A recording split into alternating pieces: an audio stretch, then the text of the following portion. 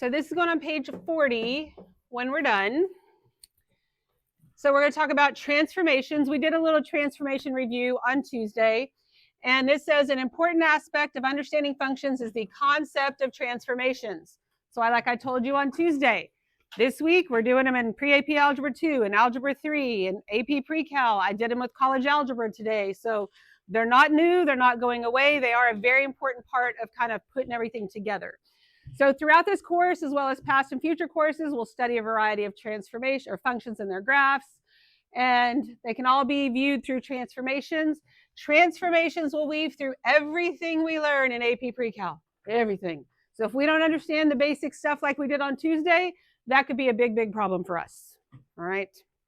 So hopefully that review helped you some. We're going to do a couple more quick little review ones before we move on to how we're expanding on this. So if we look at example 1, this is pretty much just like what we did on Tuesday. Let G be a function that is a transformation of f such that this is g of x here. Describe the transformations. All right, so remember we're going to box the function part, like what happens to x before we do whatever the function is, square root, absolute value, whatever.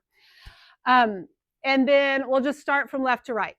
So I start with that 2. It's on the outside of the box. So that affects, does that affect x or y?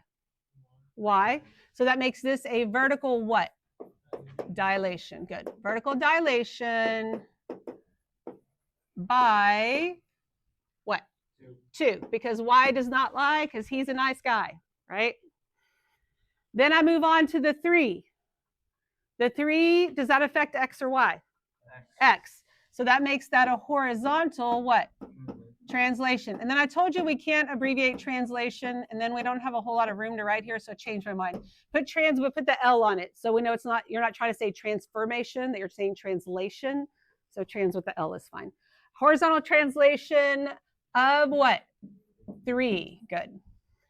And then we have this is on the outside, so that is a vertical translation of what? 1. Very good. We got that down, right? All right. So let's just go ahead and do example 2, and then we'll move on. So I'm going to box the M of stuff right there. I know if I have a negative that's being multiplied, that's a reflection. And I've had this question a few times. Can we, reflection across, can we say reflection over? Yes. You can also say reflection in the axis, which sounds weird, but is correct. But this would be a reflection across which one?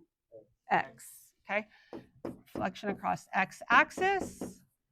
Then we have that 4. So that is a vertical what? Dilation by 4. Then that 2 would be a horizontal dilation by what?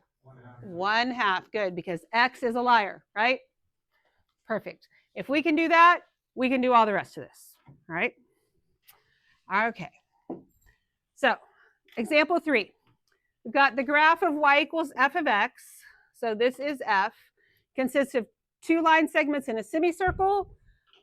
Shown for, and make sure you pay attention to this kind of stuff, because this right here is what's gotten some of y'all into trouble with your intervals, because you've either gone to infinity or you go to 6 instead of 5. I mean, it shows you right here what it's defined for. So just make sure that you don't just completely lose sight of that. So it says to sketch a graph, but this is more about just, there's more to this than just the graph. And state the transformations of key points. Okay, so to get us what we need out of this, what we want to start by doing is going ahead and writing down our transformations. So I'm going to do basically the same thing we just did up there. I'll box that part. This one's fairly simple, right? We have a horizontal translation of what? -3. Good, because x is a liar. And a vertical translation of -4. Okay.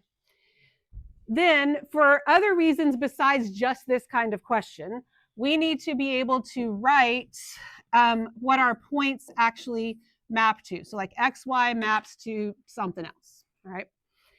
And I think the easiest way to do this so that we don't get it all mixed up once we get more and more stuff in there is you write down your transformations, then you identify, which you really already have identified it. That's how you got your answers. But if it affects X or Y, obviously if it's horizontal, it affects X. If it's vertical, it affects Y. Okay, so we all know that X is a liar. X has been a liar, but X is only a liar when they're in a function. Okay, so it's like X, think of a function like a social function. So like he's at a party. Only when X is at a party is he a liar, right? Once he's not in the function anymore, he's no longer a liar, right? Because the +3 is a lie, the -3 is not. So when we want to go and do these transformations, my X transforms from X to X minus 3, and then Y to Y minus 4, because that's what's happening there. I don't want you to get mixed up and backwards and overthink the X. He's only a liar in the function. Once we take the information out, if I'm going to move to the left 3, I have to take all my X values and subtract 3, right? That makes sense? So XY maps to X minus 3, Y minus 4, right? And this is a super simple one. They're not all this simple. I'm just starting you with a really, really basic one, okay? Then we need to be able to find our new points. Now, there's an infinite amount of points there. I obviously don't want to go and graph an infinite amount of points. So I'm going to identify some key points here. So I would say the 2 endpoints of each line segment, and then probably that point on the circle just to kind of help me get the curve in there semi-accurately. And then we are going to make a little t-table over here for f of x. So for f, we're going to have x, y. All right. And I'm just going to identify these points. This first one is -3, 3. The next one is 0, 1. Then we'll just say this is at 1.5. We get to sort of fudge a little bit on the notes sometimes. And then 3, 1 and 5, 1. Okay. Then I need a chart for G. So for G, it's not X and Y. It is X minus 3 and Y minus 4, using the X and Y from F. So I take -3 and subtract 3, I get -6. 0 minus 3, -3. What's 1.5 minus 3? -1.5. 3 minus 3 is 0. 5 minus 3 is 2. Then I do y minus 4. So that'll give me -1, -3, -2.5, -3, and -3. Now, could I have just counted on this graph? Absolutely, but that's not why we're doing what we're doing. So yes, there's other ways to go about it, but there's other reasons we have to be able to do this stuff. So now I'm just going to plot these points. I'm going to go to -6, -1, -3, -3, -1.5, -2.5. Oh, that's not right. What did I do wrong? Did I do something wrong? Oh, maybe I didn't. Oh, I guess I did. That doesn't look right, does it? What did I do wrong?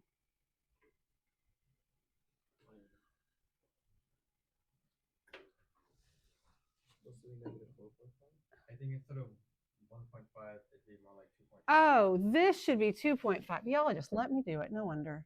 I was like, but you see how I kind of caught myself like, that can't be right, right? Something is wrong. What was wrong was I didn't count right to begin with.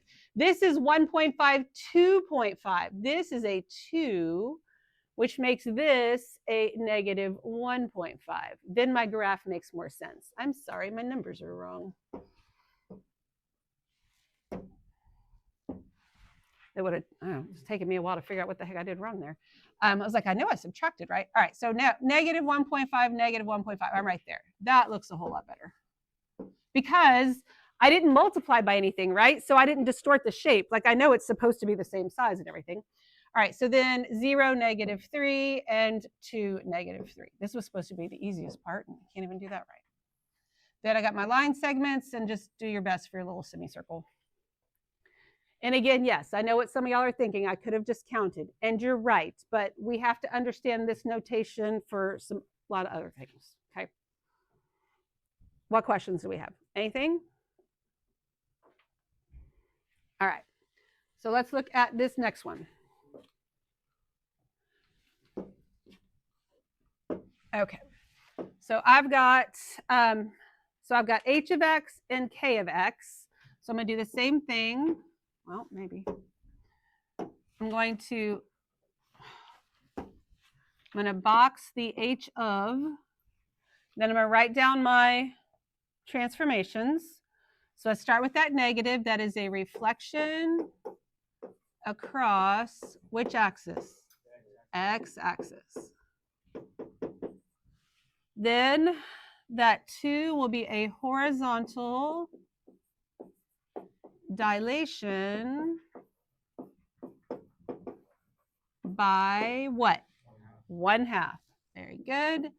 And then I shift, or I should say this is a vertical translation of 1. Okay, everybody with me? So just like before, we'll just identify what's what. Well, if I reflect across the x-axis, I change the sign on what? What gets the sign changed to reflect across x? Y. So this affects the y. Horizontal's x, vertical's y. Okay, so we just got to pay attention to the reflections and make sure we get the right one there. So then xy is going to map to, so the only thing that affects x is this horizontal dilation. And remember, x was a liar here with the 2. We took it out. X is no longer a liar. This is 1/2 x. And then y, I have to change the sign on y and translate it up 1. So this is going to be negative y plus 1. Okay. Everybody understand how to build that? We good? All right. So we're going to come over here, make our little T chart for H. T table, whatever you want to call it. And I will identify some key points there. Let's see if I can do these correctly.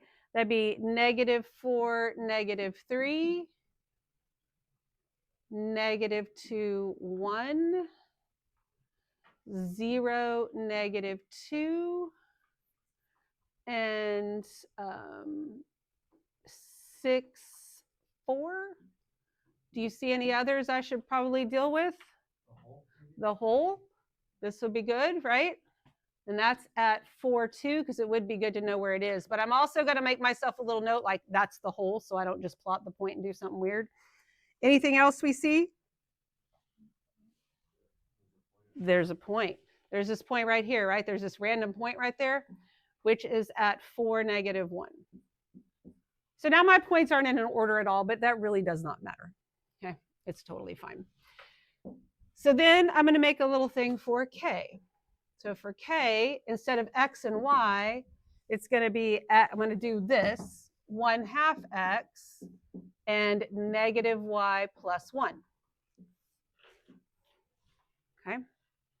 So half of x, that's going to be -2, -1, 0, 3, 2, and 2. And I'm going to mark that one's my whole.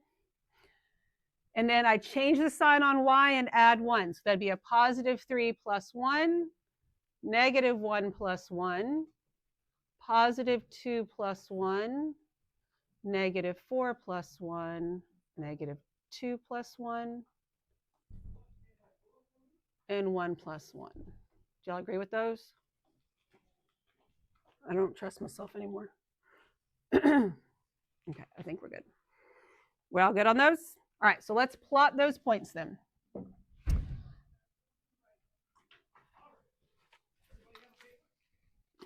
Oh, that's just Ackerman being weird. Okay. -2, I thought he was yelling at him. Well, he really kind of was yelling at him, but he was just trying to talk over them. All right, -2, 4, -1, 0, 0, 3, 3, -3. I'm going to skip over the whole for just a second. 2, 2, and I'm going to go back and put the whole. I just had a different 2, -1. All right, so That just looks like a whole bunch of points all over the place. It's very helpful to have some concept of what happened so that you connect the right points at the right time, right? Because we have that random point down there, we have a hole, we got all kinds of things going on. But what I know is this got reflected, right? So this V here opened down, which means this V opens up. And then this V opened up, which means this V opens down. That's where the hole is. And then that's where my random point was up there. Okay. Are there other ways to get the graph by counting your stuff? Absolutely. And there's nothing wrong with doing that. But again, we also need to be able to come up with this for some other reasons as well. Okay. And I feel like most of us have a better chance of getting things right by doing a little table than just counting random points. That doesn't always seem to go very well for everybody. We good? Any questions? All righty. Let's look at example 5. So the domain of f from example 3 is this, and the range is this. We're going to find the domain and range. So we are going to write them in interval notation. I prefer when I see them in inequality notation to go ahead and write them in interval notation. So this just means that my domain is going from -3 to 5. And since those have the lines underneath the little symbols, that means I have brackets. And then my range would go from 1 to 3. So they give me the g of x, and I need to figure out what the domain and range is of that. So we're going to start off the same way we had, and we're going to write down our transformations. Okay. So this tells me I have a vertical dilation by 2. I have a horizontal translation of what? -3, good, and a vertical translation of -4. Okay. So what that tells me is that my xy will map to, all right, so this is vertical, horizontal, vertical, right? So x is going to become x minus 3, and y becomes 2y minus 4. Okay, everybody okay with all that? So this right here, this domain and range, this is for G. I need it also for, oh, no, I'm sorry, that's not for G, it's for F. Wrong. This is for F. I need it for G. That's what I need. So for G, my domain, now we're going to use this. That's the whole reason we built it. But I'm not going to do this to -3 and this to 5 because this is xy. Is this xy? No, this is xx and yy, right? So both of the numbers in the domain is x. I know you know those things, but sometimes we don't think about those things when we jump in here and we're dealing with ordered pairs, then we make ridiculous mistakes, okay? So for my x values, both x values subtract 3. So my new domain would be -6, 2. And then my new range, this is what I would do to both of the y values. Yes, so it'd be -2 and 2. Yep. Everybody okay with that? What questions do you have? All right, now I want to show you something else. And I know you may not have a lot of room down at the bottom left. Wherever you have a little bit of space on the front side, maybe even if it's at the very top, or if you don't need that much room, but just a little bit of room down here, I'm going to kind of mark this off. Let's pretend like we're going to use the same original domain and range, but let's pretend like I told you we are doing xy maps to x negative y. Okay. And then we're going to get a domain and range from that. So my domain, does the domain change? No, x stays x, right? So we're going from -3 to 5. For the range, I just changed the signs on the numbers, right? -1, -3. Now, we have not done anything wrong. However, this doesn't make any sense. Why doesn't this make any sense? Because you can't go from -1 to -3. You always have to go least to greatest, okay? So when you're doing this for your domain and range, this is very important.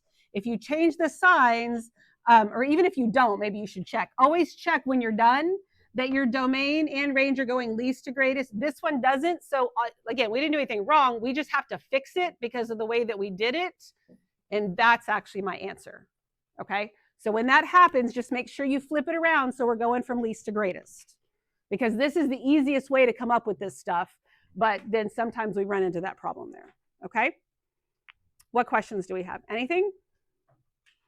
Okay, so we're stopping here for today because we don't have time to get through the whole back, and I don't want to rush it or stop in the middle. So I'm going to give you an assignment that is 2 sides, but it all goes with the front of this. So you can do this whole thing. You might be able to finish it in the 10 minutes you have left.